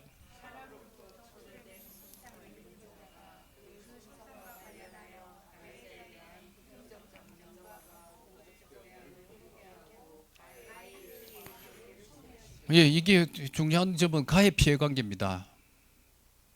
자, 여러분들 길 지나가다가 여러분들 전혀 모르는 사람한테 뺨 한 대 맞았어요. 여러분과 그 사람하고는 어떤 친한 관계는 없지요. 관계가 있다면 뭡니까? 시민 관계, 그죠? 부산 시민 아니면 국민 관계, 그죠? 그 기본적인 아주 흐릿한 관계가 있는데, 뺨을 맞는 순간 무슨 관계 됩니까? 가해자 피해자 관계가 되는 거거든요. 이해됩니까? 그래서 범죄가 일어나고 손상이 일어나면요, 발생하는 것이 가해 피해 관계입니다. 용서는 뭐냐? 가해 피해 관계를 잊어버리는 겁니다. 그리고 그 사람한테 뺨 한 대 맞았는데 잊어버리면 그 사람하고 관계 끝나고 회복해야 될 원관계 있습니까? 시민관계, 그는 뭐 원래부터 깊은 관계가 아니었기 때문에 그냥 그대로 가면 되거든요. 그러면 용서가 됩니다. 끝납니다. 그럼 그런 걸 용서가 아니라고 하면 화해까지가 용서가 돼야 된다는 학자들이 매우 많아요. 그럼 그 사람한테 직접 찾아가 가지고 내 시민관계 가해 피해로 인해 가지고 시민관계가 깼으니까 그걸 회복하자고 찾아가 가지고 억지로 하는 게 용서를 할 수 있습니까? 그렇게 본다면요, 이 용서의 개념과 화해의 개념은 구분해서 접근하시는 게 좋습니다. 제 주장이 그렇습니다. 네. 자, 부모 아니고 이제 부부 관계로 해보겠습니다. 부부 관계에서 남편이 아내에 대해서 심한 폭력을 저질렀다고 해봅시다. 원 관계인 부부 관계는 유지되죠. 그럼 폭력은 가해 피해자 관계가 되는 것 아닙니까? 이런 경우에 이 지속적인 폭력을 당한 여성이 이혼 소송을 하는 것이 잘못입니까, 아닙니까? 어떤 목사님은 이혼 못하게 한다고 하시는 분인데 저는 그거는 잘못된 거라 생각하거든요. 살해 위협을 받고 있는데 그걸 계속 부부관계 유지하라는 것은 아니지 않습니까? 그죠? 그럼 거기서 용서는 뭘까요? 내가 폭력으로 인한 피해를 잊어버리는 것. 이게 용서 아닙니까? 폭력으로 인해 가지고 부부관계가 깨어지죠. 원관계가. 이것을 회복하는 것은 화해입니다. 화해. 그래서 용서와 화해란 책을 보면요, 많은 여성들이 이렇게 주장한다고 해요. 목사님들이 이 심한 가정폭력을 당하는 여성들에 대해서 용서하고 남편하고 제대로 살아라, 잘 살아라 하면 나는 절대 용서 못한다 하는 분들이 있는데 이래 되면 여성들이 더 피해를 입어요. 내가 당한 가해를 끊임없이 생각하고 살아야 되지 않습니까? 그렇지 않고 가해 피해 관계와 원관계를 구분해서 내가 당한 폭력은 있고 이혼하고 다만 난 너하고 원관계를 이제는 끝내고 싶다. 이렇게가 갈 길을 줘놓고 그 다음에 이제 화해가 되면 또 회복시키고 해야 되는데 일방적으로 이혼도 못하게 하면서 여전히 그 폭력 속에서 노출되어 살아가라고 주장하는 분들이 많은데 그 상담하시는 여성분들이 거기에 대해서 굉장히 고민을 많이 하는 걸 들었거든요. 그래서 용서의 개념에 있어서 화해의 개념과 구분하시고 그 용서는 가해자 피해자 관계를 소멸시키는 거다. 그 다음에 이제 화해 문제는 또 별다르게 접근해야 된다. 이렇게 하시면 우리가 용서가 좀 쉬워져요. 이해됩니까? 그 이해가 어디에 있습니까? 성경에.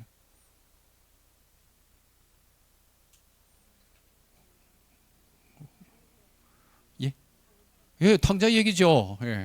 탕자 얘기 잘 보시면 아들이 아버지를 죽은 사람 취급했지 않습니까? 유산을 미리 달라는 것은 당신 죽었으니까 내가 유산 챙겨가겠다는 거죠. 아버지한테 심각한 가해였습니다. 이 가해를 가하고 나갔어요. 그러나 이 아버지는 이 자녀의 관계를 깨뜨렸습니까? 안 깨뜨렸습니까? 그런데 가해 피해자 관계는 있죠. 남아있죠. 그럼 여기서 이제 화해되는 길은 뭡니까? 이미 이 아버지께서 선제적으로 용서를 하셨기 때문에 그 용서를 인식하고 자기의 잘못을 회개하고 돌아와서 원관계를 누리는 것 아닙니까? 이게 탕자 얘기거든요. 탕자 얘기에서 가르치는 게 용서와 화해가 구분될 수 있다는, 그렇게 접근한다면 성경의 많은 부분들이 쉽게 이해가 될 수가 있어요. 그래서 용서는 가해 피해 관계를 소멸시키는 행위이고 화해는 원관계가 회복되어 가는 것. 탕자의 얘기를 통해서 여러분들이 이해하시면 됩니다. 그 다음에 기독교인은 고소하면 안 되는가?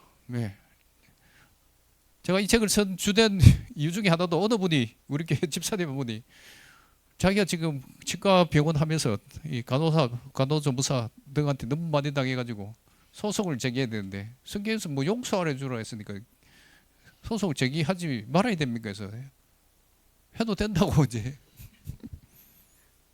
여러 가지 이유를 장황하게 써놨습니다. 한 가지만 말씀드리자면 진짜 계속적으로 중한 범죄를 저지르는데요. 내가 용서한다고 해서 범죄를 숨겼다. 응? 그럼 이 사람이 나 아닌 다른 사람한테 또 살인죄를 저지르게 되면 그게 올바른 대우입니까? 그죠? 서로 살인의 피해자가 된 사람에 대해서 우리가 사랑을 실천한 거냐? 아니라는 거죠. 그런 가능성이 높은 경우에는 고소를 해서 범죄를 예방해 주는 것도 기독교에 대해 정의를 위한 한 가지 대우라고 보시면 됩니다.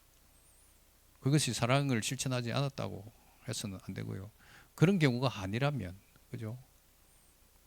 가벼운 범죄에다가 이런 경우에는 굳이 고소할 필요는 없지만 사회적으로 아주 중요한 것이라면 우리가 조치를 취해서 새로운 피해자가 발생되지 않도록 하는 것이 기독교인의 의무라고 하신다면 용서는 원칙적으로는 고소는 원칙적으로 해도 되고, 그다음에 하냐 마냐는 그 사람 그 관계 속에서 스스로 판단할 문제라고 그렇게 생각합니다. 예수님께서 새 계명을 주셨습니다. 새 계명을. 예수님께서 세 가지 정도를 계명이라고 하셨습니다. 첫 번째 황금률. 황금률에 대해서는 뭐라고 했냐면 이것이 율법이요 선지자다. 황금률은 뭐라고 했습니까? 호혜성입니까? 연대성입니까? 은혜성입니까? 호혜성입니다. 호혜성. 그럼 이거 너무 좁네요. 그죠? 그렇지만 이 예수님 말씀은 뭡니까? 구약의 율법의 기본은 뭡니까? 최소한은 뭡니까? 호혜적 판단으로부터 시작하라는 겁니다. 그죠? 어떤 사람들은 황금률만 가지고 기독교의 사상이라고 하시는데 그게 아닙니다. 예수님께서 호혜적 정의를 실천하지 말라고 하신 게 아니거든요. 그것도 실천하고 기본적으로 실천하고 나머지 은혜적 정의, 연대적 정의도 실천해 나가라고 한 게 뭡니까? 이웃을 사랑하고 하나님을 사랑하라는 거예요. 이걸 뭐라고 했습니까? 율법과 선지자의 강령, 율법이요 선지자요 동일한 말입니다. 그럼 예수님께서는 두 가지 다 율법과 선지자의 강령이라고 하셨기 때문에 황금률이 대표하는 호혜적 정의도 실천하고 그 다음에 하나님 사랑, 이웃 사랑이라는 은혜적, 연대적 정의도 실천하라는 겁니다. 이걸 종합해서 봐야지만이 됩니다. 황금줄만 눈여겨봐서는 안 됩니다. 근데 이거 예수님께서 세 번째 거 한번 읽어보십시오. 시작. 이게 새 계명이거든요. 황금줄도 율법이요 선지자고 하나님 사랑, 이웃 사랑도 율법과 선지자로 했습니다. 그런데 예수님께서 사랑하라 했는데요. 어떤 사랑을 주십니까? 내가 너희를 사랑한 같이. 너희를 사랑한다 이 의미를요. 제가 이게 쭉 지켜본 바에 의하면 책을 읽은 바에 의하면 예수님의 고귀한 희생, 절대적 희생, 십자가의 희생 이것만 생각하시는데 그것만 가지고는 이해가 안 돼요. 왜? 부모님들도 희생할 수 있고 친구들도 희생할 수가 있거든요. 그럼 여기서 내가 너희를 사랑한 것 같이는 뭐냐면요. 선제적 사랑입니다. 선제적 사랑. 먼저 용서를 베푼 사랑이란 겁니다. 하나님께서 아까 복음을 준비하셨던 것은 우리가 회개했을 때 먼저 회개하고 나서 하나님께서 복음을 준비하신 게 아니고요. 아담과 하와가 범죄를 저지르자마자 짐승을 잡아서 가죽 옷을 입힌 그게 선제적 사랑이거든요. 예수님께서 말씀하신 내가 너희를 사랑한 것 같이는요. 희생적 사랑도 들어가지만 더 큰 의미는 선제적 사랑입니다. 용서를 회개하지 않더라도 용서를 구하지 않더라도 하라는 게 이 원수사랑의 출발을 예수님께서 가르쳐준 이 세 계명이거든요. 이것을 놓치면 이 복음의 의미가 드러나지 않습니다.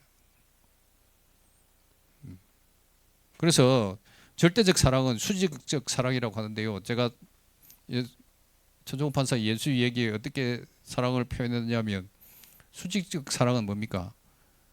하늘에서 비가 떨어지듯이 비가 떨어지면 우리가 하늘 위로 비로 올릴 수가 없어요. 절대적으로 받는 입장에 있습니다.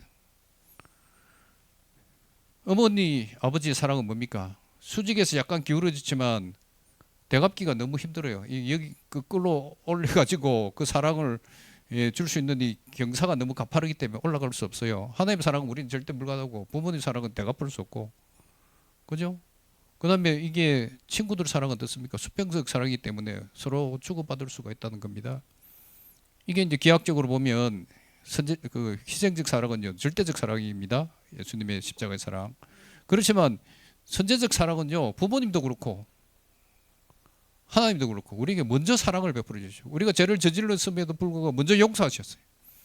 이 사랑을 하라는 겁니다. 예수님께서 말씀하신 희생을 하라는 게 아니고 희생할 수도 없지만 이것보다는 먼저 용서하라는 겁니다. 원수 사랑의 출발점이 용서라는 이유도 거기 있습니다.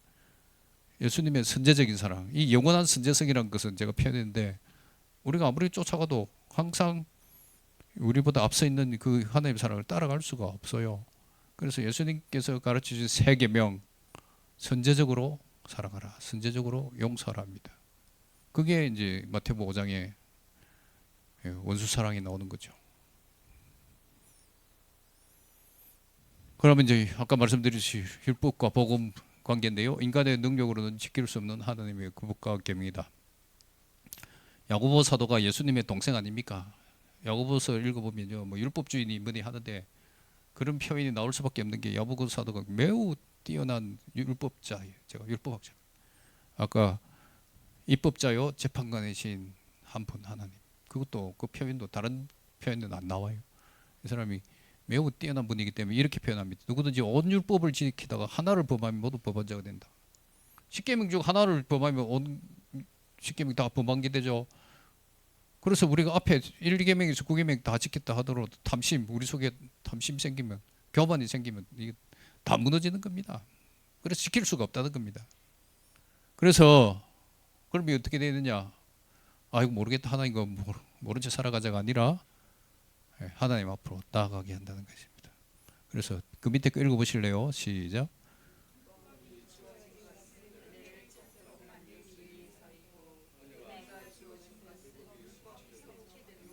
네, 이걸 꼭 기억하시고 정반합도 기억해 주시면 좋겠습니다. 마지막으로 이제 결론입니다. 제가 15년 전에 선정입법 관련해서 연구를 시작하고 책도 냈는데 마태복음 5장에 이것이 있다는 것 깨닫고 제가 하나님께 얼마나 감사한지 모르고 우리가 성경을 얼마나 피상적으로 읽었는지도 깨닫게 되었습니다. 신학자들은 이 정도까지는 안 하셔도 됩니다만은 법학자이고 정치학자들이라든지 사회에서 우리가 세상과 소통을 하고자 하는 사람들은 이 기준이 분명히 우리 머릿속에 있어야 된다고 생각합니다. 그래서 선의 문제는 하나님이고요. 우리가 선을 회복할 수 있는 것은 하나님 관계 회복이 있고, 관계 회복에 있어서는 제가 이 책에 지금은 설명 안 했습니다만은 우리의 제가 두 가지가 있습니다. 불의죄와 행악죄. 불의죄는 하나님과 원수 관계가 된 것이고, 그런데 하나님께서 우리를 선제적으로 사랑해 주셔서 원수 관계는 회복시켜 놨습니다. 이제 행악죄 문제는 해결될 수가 없어요. 왜냐하면 천국에 가서 우리의 성품이 영화 상태에 이르러야 되거든요. 지금 우리는 성화 상태에 있기 때문에 행악죄는 여전히 저지를 수밖에 없습니다. 탐심죄 여전히 저지를 수밖에 없고 교만죄 여전히 저지를 수밖에 없거든요. 그래서 바울 사도가 이렇게 표현하죠. 오라 나는 공고한 사람이로다. 그 불의죄 문제는 해결됐는데 행악죄 문제는 남아 있다는 겁니다. 사도 바울 같은 사람도 그렇게 했는데 우리야 오죽하겠습니까? 그걸 이제 우리가 이 행악죄 문제를 해결할 수 있는 방법, 우리의 성품이 예수 그리스도를 닮아가는 데 있거든요. 성령의 9가지 열매를 가면서 그게 성품선입니다. 그래서 선의 문제가 마태복음 5장 예수님께서 산에 올라가 앉으시니 입을 열어 가르쳐 가라사대 하나님이 계시고 팔복을 가르치는 성품선이 계시고요. 그 다음에 십계명을 해석한 부분 그게 법이 있고 법의 이제 모습에서 정의를 어떻게 실현할 것이냐 해서 동해보복을 넘어서 눈에는 눈, 이에는 이를 넘어서 오리를 가자면 심리도 가고, 그죠? 오른쪽 밤이 때로 왼쪽 밤도 대주고 그런 연대적 은혜적 정의를 실현하고 더 나아가서 사랑을 실천하는데 어디까지 가느냐? 원수 사랑까지 가라는 겁니다. 그래서 제가 선정의법에서 논했던 것이 마태복음 5장에 다 들어가 있고, 마태복음 5장이 얼마나 중요한 것인가를 우리 세상과 소통하고자 하는 사람들, 뭐 기독교 교리에서는 어떻게 하실지 모르겠습니다만 세상과 소통하고자 하는 우리로서는요 너무도 중요한 말씀이고, 이 말씀을 제 책을 통해서 조금이라도 깊이 이해할 수 있으면 좋겠습니다. 강의를 마치겠습니다. 감사합니다. 질문 있으면.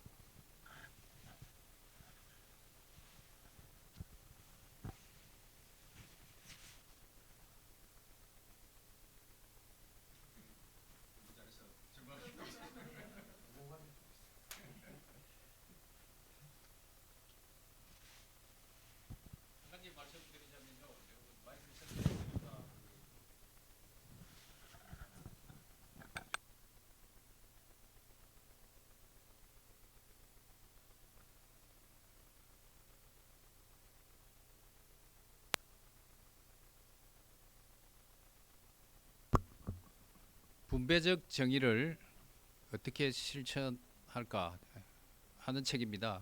존 롤스네요, 그죠? 정의론. 그리고 이 사람들은 그 사회적 공동체에서 국가 체제 안에서 이 분배를 어떻게 할 것이냐는 그 부분을 쓴 거지. 제가 말씀드린 것처럼 정의가 개념이 뭔지 기본적인 기초적인 그 내용은 전혀 없어요. 저도 선정의법 이제 쓰려고 시작하고 그때 한 100권 가까이 책을 읽었어요. 정의론 관련해서. 근데 개념을 이렇게 제가 이제 이건 제가 정리한 건데요. 이렇게 쉽게 설명해주고 그 책을 읽으라 했으면 이해하기 쉬웠을 건데 기본적으로 그런 이 기초 개념이 없으니까 그 책을 읽는 것이 너무나 힘들었는데 이제는 여러분들께서 이해하시면 됩니다. 샌들 교수와 존 롤스 교수가 쓴 정의론은 분배적 정의에 있어서 어떻게 분배할 것이냐 문제입니다. 그렇다면 시정적 정의에서 어떻게 시정할 것이냐는 법학자들이 지금 판사들이 주로 법정에서 하고 있다 보시면 이제 그게 종합이 되고 그렇다면 그 이전 단계에서 정의의 개념이 뭔지 여러분들께서 조금 이해하실 수 있지 않을까 그렇게 생각합니다.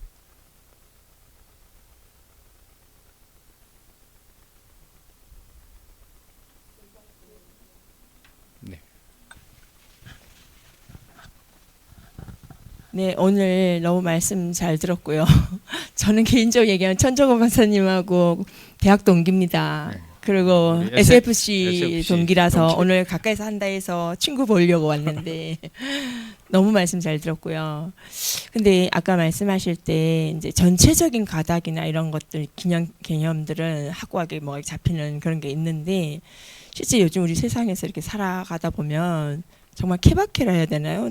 너무 이런 상황에 따라서 너무 다양한 해석들이 있고 네. 이러다 보니까 제일 요즘 제가 고민하는 문제 중에 하나는 혼인에 대한 문제인데 저도 이제 장성해서 혼인을 앞두고 있는 자녀가 있다 보니 예를 들면 사회적인 제도들이 뭐 은행이 대출 문제라든지 이런 것들이 신혼부부들이나 이런 아이들을 구제한다라는 사회적인 어떤 좋은 취지죠. 좋은 취지로 하는 어떤 신혼부부들 위한 뭐 디딤돌 대출이니 뭐 대출 이렇게 얘기를 하는데 그것 때문에 아이들이 보니까 혼인 증명서가 필요하기 때문에 미리 그거를 한다는 거예요. 그런 것들 청년들 통해서 들을 때에 사회적 제도가 그렇게 되어 있는데 거기에 맞춰서 그 제도를 좋은 제도가 있는데 대출을 받고 이렇게 해야 되는데 그 대출을 위해서는 사회적으로 요구하는 어떤 서류가 그런 서류니까 할 수밖에 없다라고 얘기를 실제는 하면서 그까지는 이해할 수 좀 옛날에 저희들 보수적인 생각에서는 그것도 사실은 좀 왜 이렇지라는 생각을 하게 되지만 그까지는 그래 이해를 한다고 치자라고 얘기는 했거든요. 그런데 그 이후에 그냥 아이들이 어떤 생각에는 혼인 관계로 이미 증서가 되고 나서의 아이들이 태도를 보면 굉장히 어떤 부부가 혼전해서 지켜야 되고 이런 것들에 대해서 굉장히 터부시하게 되고 먼저 들어가서 산다든지 그 집이 아까우니까 아까운 거야. 결국은 뭐니 돈이 개념이거든요. 부모도 아까운 거 왜 그걸 놀려? 그런 이야기들이 뭐 교회 뭐 집사님, 권사님 막론하고입니다. 누구에 비해서나 나오는 이야기이기 때문에 사실 그런 문제에 있어서 사회는 뭐 배분이 정이다 이런 것들 통해서 그게 결국은 없는 자들에 대한 청년들에 대한 사회적인 어떤 좋은 복지 개념이거든요. 배분적 정의죠. 그죠? 네. 근데 그것이 우리 지금 현재 우리한테 받아들일 때는 우리 교회에 다니는 우리 신앙인이 입장에서는 내 자녀를 가르칠 때도 어떻게 이거를 정의를 해야 될지도 모르겠고 어떨 때는 아이들이 얘기하는 것도 부모하고도 어떨 때는 부딪힐 수가 있어요. 그 문화적인 차이 때문에 굉장히 이게 힘들어요. 네. 어렵습니다. 알긴 알겠는데 어렵거든요. 이런 부분에 대해서는 아까 뭐 제도적으로 천천히 고쳐나가면 되는 거다 얘기는 하셨는데 그 천천히라는 개념이 속도도 어떻게 맞춰 나가야 되는 건지 좀 애매모호합니다. 제 입장에서는. 지금 말씀하시는 것은 우리 부산대 SFC 우리 동기인데요. 지금 말씀하시는 건 제도 문제가 아니고 사회 현상 문제거든요. 이 역으로 한번 말씀드려 볼게요. 우리가 가정법원에 있을 때 혼인 이혼 사건 처리할 때 가장 어려웠던 문제가 가장 이혼이었거든요. 복지 혜택을 받기 위해서 혼인신고 했던 것을 이혼으로 돌려놓고 실질적으로 부부관계 유지하면서 복지 혜택을 다 받고 한부모 가정으로 받았단 말입니다. 이제 그 문제는 이걸 역으로 지금 활용하는 것 아니에요. 이건 제도의 문제가 아니고 그 사람의 가치가 문제입니다. 그래서 이 가장 이혼도 그렇고 지금 그 신혼 청년들 부부 청년들에 대해서 복지 급여를 받기 위해서 혼인하는 것도 그렇고 이 문제는 이 혼인의 엄중성을 교회에서 제대로 가르치지 않았고 가르쳤다 하더라도 가르침을 받은 사람들이 자기 내면화되지 않았기 때문에 발생하는 것이라고 생각합니다. 그래서 보다 높은 가치를 가르쳐 주는 수밖에 없지 다른 방법은 없다고 생각되는데 예. 높은 가치를 가르치기에는 청년들에게 이 주어지는 어떤 뭐 집값이라든지 이런 것들이 너무 비싸고요. 예. 그러니까 그런 말씀을 맞으세요. 맞고 그런 가치를 저도 자녀들에게 가르치지만 네. 그 괴리가 너무 크다는 그렇죠. 그게 이제 이런 거죠. 사회 전체 현상이 집이 없으면 대접을 못 받는다. 집이 없으면 좀 더 나은 혼인 생활을 할 수 없다. 이런 관점에 서 있기 때문에 결국 그것도 가치의 문제라고 생각하거든요. 사실 뭐 제 얘기를 하자면 사부심 합격하고 나서 집 한 채도 없이 은행 대출 받아가지고 봉천동 반지하 단칸방에서부터 시작해서 20년 만에 집을 얻고 했는데 그런 이 추억들을 쌓아가는 데 대해서 청년들이 두려워하는 것 같아요. 좀 더 나은 시작점을 가지겠다는 생각이 있는데 그건 우리 사회 전체의 배금주의, 물질주의 현상입니다. 그래서 중요한 것은 내가 속한 교회의 청년들만이라도 혼인의 가치와 그 다음에 물질주의에 물들지 않는 이 가치관을 가질 수 있도록 지속적으로 가르쳐야 되지 않냐고. 그 다음에 중요한 것은 어른들이 먼저 본을 보여야 되지 않는가 싶습니다. 어른들이 계속 좋은 집을 찾아가고 투기를 하고 하다 보니까 아이들이 그렇게 가고 있는데 그 흐름을 과연 누가 이제 막느냐? 예수 그리스도의 제자가 막을 수 있는데 그 예수 그리스도 제자들이 과연 얼마나 되느냐? 우리 사회에 그 문제 아닌가 그런 생각합니다. 좋은 질문 감사합니다. 네.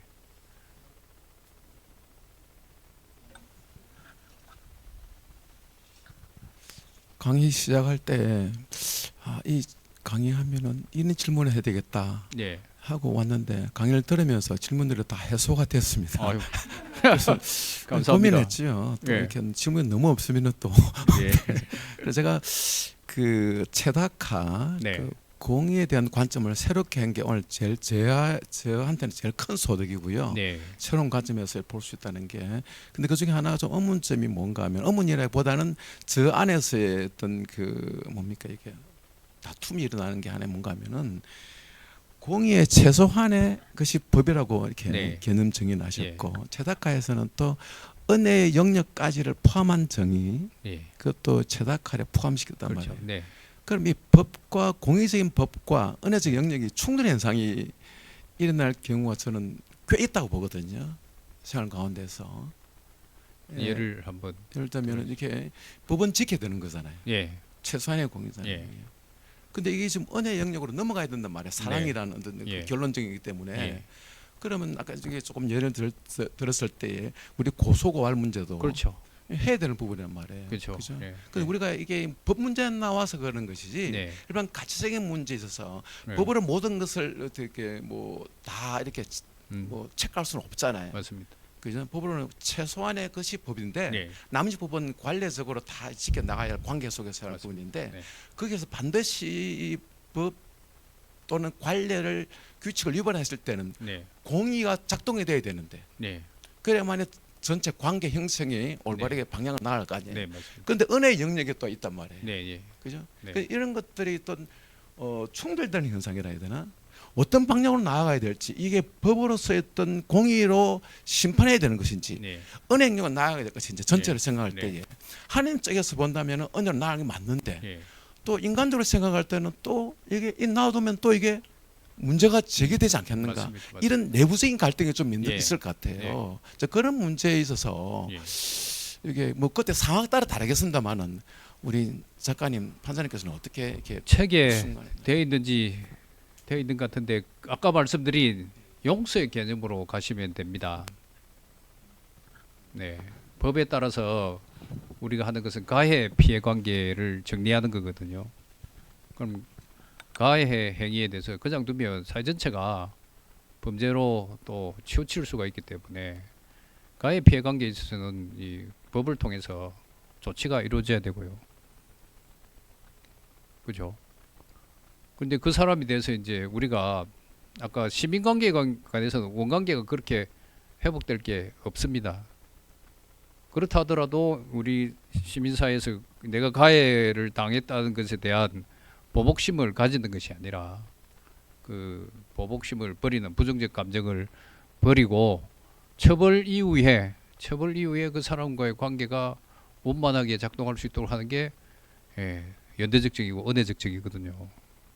그렇게 본다면 충돌이 안 생깁니다. 네. 성경에도 그랬대 있죠. 하나님께서 심판을 반드시 합니다. 최후 심판 때 심판대 앞에 서거든요. 책이 두 권인 이유가 거기에 있습니다. 우리 죄는 하나님께서 분명히 밝히시지만 생명책의 이름이 기록된 사람들은 이 죄의 용서가 이미 이루어져 있기 때문에 그걸 선포해 주신단 말입니다. 그래서 이게 충돌된다고 해서 이 심판을 전혀 하시지 않는 게 아니듯이 우리의 일상 생활 속에서 사회가 범죄가 많아지고 문제가 많아지면 많은 사람들이 피해를 받기 때문에 그것을 관리하기 위해서 제가 그 하나님 나라 공동세대 범위 국가의 역할 중에 하나가 이 믿음의 그루터기를 보존하기 위해서 하나님께서 제도를 만드시고 국가를 만들어 주셨다고 돼 있거든요. 그럼 우리가 이 믿음의 대가 이어지려면 우리가 피해를 당해서 절멸돼 버리면 심한 경우에는 기독교인 한 명도 없을 수가 있기 때문에 하나님께서 국가를 주시고 법을 주시고 법정을 주셨단 말입니다. 그런 경우에는 법에 따라서 우리가 조치를 취하고 그다음 처벌한 이후에는 우리가 그 사람에 대해서 뭐 부모 자식 관계면 부모 자식 관계로서 원래 관계를 회복하고자 노력해야 되고 아무런 관계가 없어서 시민 관계면 지나가면서 보복적 감정이나 원수로서의 대하지 말고 그냥 처벌이 끝난 이후에는 일반 시민 관계 원관계로 가라는 겁니다. 제가 이제 추구하는 것도 그겁니다. 비행청소년 예를 들면 처벌할 때 제가 매우 엄정하게 처벌합니다만은 처벌 이후에는 그냥 우리 보통 아이들처럼 취급을 하거든요. 대우하고 그들하고 관계를 맺어간단 말입니다. 이게 은혜적 정의가 그다음에 이 법이 충돌하는 것이 아니라 오히려 은혜적 정의가 이 법을 보완해 나가는 아까 말했듯이 정의와 사랑이 법을 완성시킨다. 이런 측면에서 접근하셔야 되지 않을까 그렇게 생각합니다. 네. 네.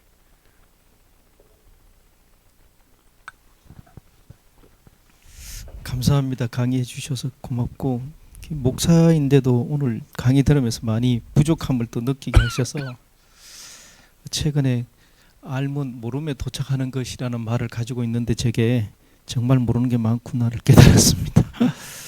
그 정의에 대한 정의를 해주실 때 호혜적, 연대적, 은혜적 이 이야기들은 이게 설교할 때 꼭 한번 가르쳐야 되겠다라는 생각이 드는데 질문은 다른 것인데요.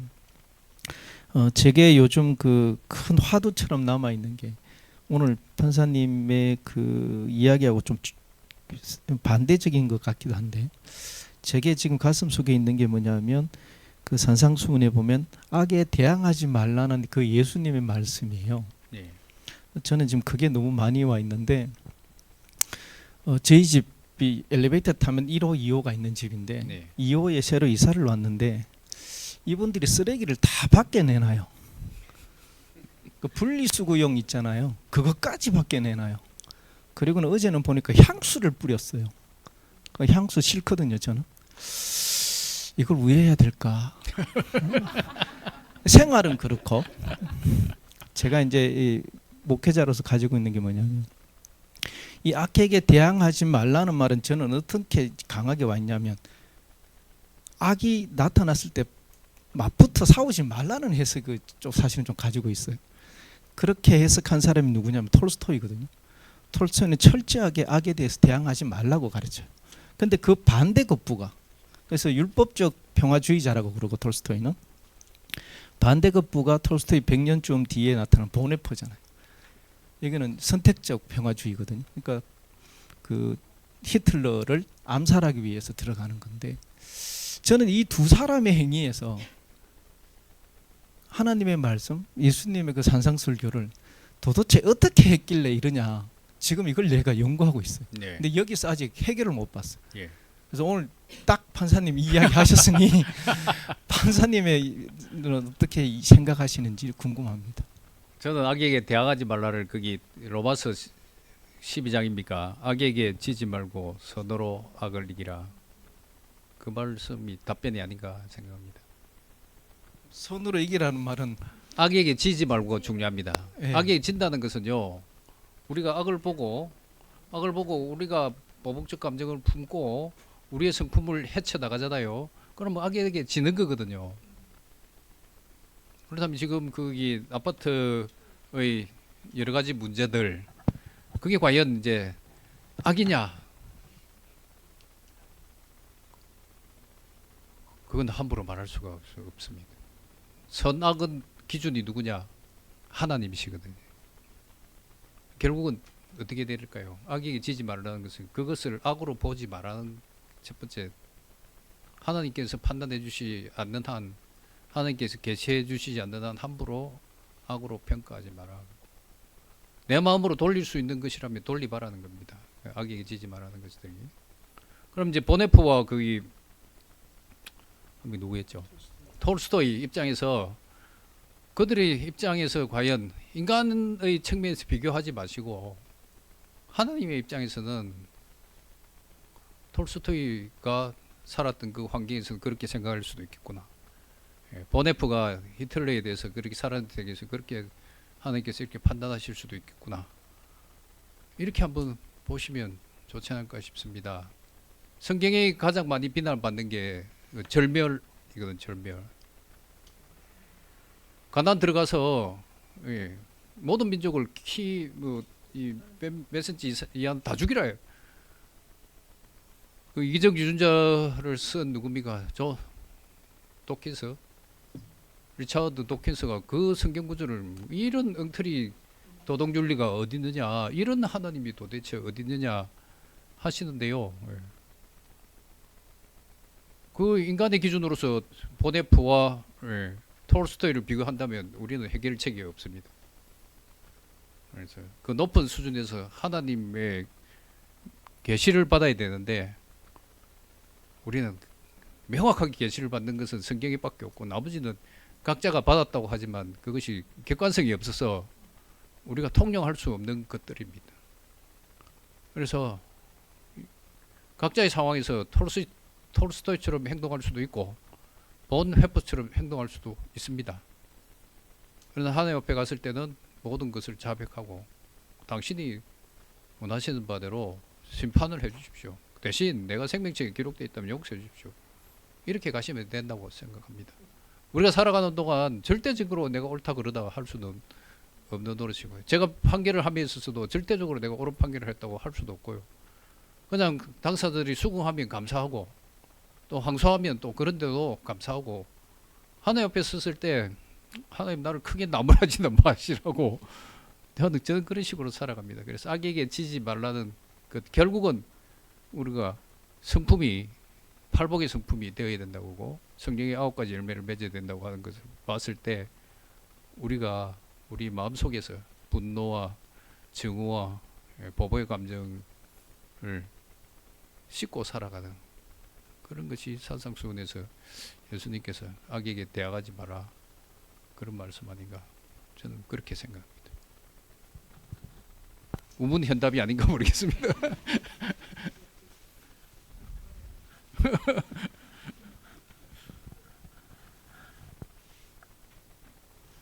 없으시면 예. 제가 이 책을 완독을 했는데 예. 읽으면서 처음에 제한테 제일 많이 와닿았던 게 내가 사역자로서 살아가면서 이렇게 그 십계명에 대해서 시선이 예. 좀 너무 나약하지 않았나? 명확하지 않고 지금 깜짝 놀랐거든 사실.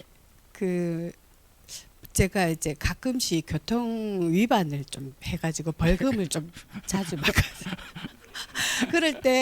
그럴 때도 약간 억울할 때가 있었거든요. 네. 제가 명확하게 위반했지만 살짝 여기 주차해도 되는 살짝 10분 주차했는데 딱지가 탁 떼어온다든가 이럴 때는 위반은 명확하지만 약간 억울하다 이렇게 했을 때도 있어서 그렇지만 그걸 또 이제 벌금을 내면서는 또 내 마음에서 또 씻어내고 다음엔 안 해야지 너무 아깝다. 뭐 우리 아들이 그러더라고요. 엄마가 위반해서 딱지 떼이는 그거 자기가 아르바이트 하면 몇 시간 일하는 줄 아세요?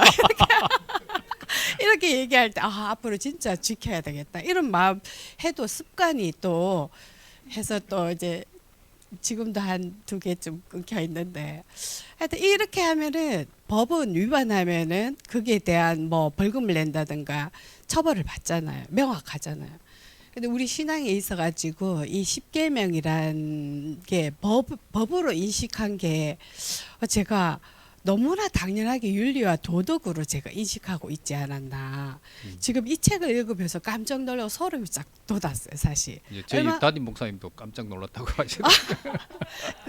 그 관점이 저한테 가장 도움이 많이 되었는데 지금 이제 뉴스나 이런 거 보면서 기독교인들이 하는 행태를 보면은 얼마나 이런 신앙의 십계명이라는 이 법이 체화돼 있을까 이렇게 인식하고 있는 게 지금 교회의 많은 일들도 그렇고 보여지는 것들이 저처럼 이렇게 너무 편안하게 십계명을 받아들이고 있는 게 아닌가. 지금 작가님이 보실 때는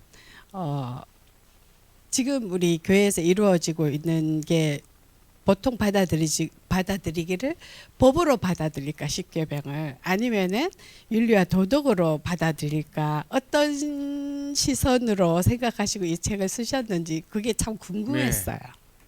제가요 십계명 관련 책을 10몇 권 읽었는데 십계명이 법이다 하는 이 선언을 한 책이 많지 않아요. 거의 없어요. 웨스트민스터 신앙고백서에 보면 십계명을 뭐라고 해놨냐면 도덕법이라고 해놨습니다. 그것도 제가 불명하다고 생각합니다. 우리 목사님이 그래요. 장로님 웨스트민스터 신앙고백서 보면 도덕법이라고 해서 도덕윤리 아닙니까? 제가 목사님 그거 잘못된 선언 아닙니까? 법이라고 해야 됩니다. 법이라고 해야 되고 더 나아가서 산상수훈에서 예수님께서 더욱 엄격하게 해석한 부분까지도 감안해서 십계명을 받아들여야 됩니다. 십계명의 성격에 대한 생각이 선명하지 않다. 그거는 결국 우리의 신앙이 선명하지 않다는 거고요. 최후 심판이 우리에게 선명하지 않다는 겁니다. 현대 기독교가 무너진 가장 근본은 이 율법, 십계명, 산상수훈을 도덕윤리로 받아들임으로 인해 가지고 지켜도 되고 안 지켜도 되고 그래도 하나님께서 우리의 용서해 주실 걸 이렇게 가르치고 있기 때문이거든요. 그런데 그렇지 않고 정반합으로 접근해야 됩니다. 십계명은 법이다. 지키기 어렵다. 그러나 예수님께서 해석해 주신 바에 하면 더욱더 지키기 어렵다. 그런데 우리는 지키기 위해 노력해야 된다. 그 노력을 하기 위해서 바리새인들이 613가지의 법령집을 만들어 놓고 엄격하게 지키고자 했는데 예수님 그것조차도 잘못됐다고 하시면서 가장 중요한 것이 제가 뒤에 썼습니다만 우리의 성품, 존재의 변화가 이 십계명과 산상수훈을 통해서 이루어져야 되는데 안 이루어지고 있으니까 이 문제가 발생하는 것 아니냐. 그래 놓고 그럼 우리는 어떻게 하죠? 오라 나는 공고한 사람이라는 이 절망 속에 가야 되고 그러면서 비로소 성령님과 예수님이 우리에게 임재하셔서 복음을 우리에게 보여주시면서 길이 있다고 가르쳐 주실 것인데 그럼 정반을 안 가르치니까 예, 사람들이 복음으로 가지 않고 많은 그 신학 서적에서 비평하는 게 현대 교회의 비평이 내적 치유 신학으로 다 정복됐다 한 이유가 외적인 법에 관한 엄중한 선언과 선명한 생각이 없으니까 지금 기독교가 사회에 나가서 아무런 역할도 할 수 없는 길에 벌어진 소금처럼 되어버렸다고 생각하거든요. 그래서 제가 이 십계명을 쓰면서 저도 하나님께 감사했고 이게 좀 더 선명하게 다가갔으면 좋겠다. 그래야지만 이 복음이 우리에게 선명하게 다가오고 하나님의 은혜가 선명하게 다가온다. 그게 이제 제가 이 책을 통해서 하고 싶은 겁니다. 가급적이면 청년들한테 좀 많이 전파하셔서 어려우시면 저를 불러주시면 오늘 같이 또 강의를 하면 또 이해가 되게 쉬울 거니까 그래 주시면 기독교 신앙의 회복이 우리로부터라도 이루어지지 않을까. 어떤 분은 새로운 종교 계획이 일어나야 된다고 하시는 분들인데 그분들의 페이스북 글을 봐도 이 복음 율법과 복음에 관한 선명한 생각들이 없어요. 그래가지고 종교 계획이 일어날 수도 없거든요. 마르틴 루터가 오직 의인은 믿음으로 말미암아 살리라 그 주장한 게 결국 이게 제가 말씀드린 정반합 아닙니까? 자기로서 수도원에 갇혀가지고 죄를 회개한다고 채찍질을 하고 그렇게 해도 안 되던 그 은혜의 문제가 믿음 복음이 있어서 해결됐듯이. 근데 그 전제 단계는 사람들이 강조를 안 해요. 마르틴 루터가 이 십계명 율법 산상수를 지키기 위해서 얼마나 열심히 노력했는가를 가르치지 않고 믿음으로 용서된다고 하면 요거만 가르치니까 이제 이 우리 복음의 선명성이 약화되어 가고 있는데 제 책을 통해서 조금이라도 그 부분이 부각된다면 새로운 시각이 열리지 않을까 그렇게 생각합니다. 됐나요? 네, 감사합니다. 네.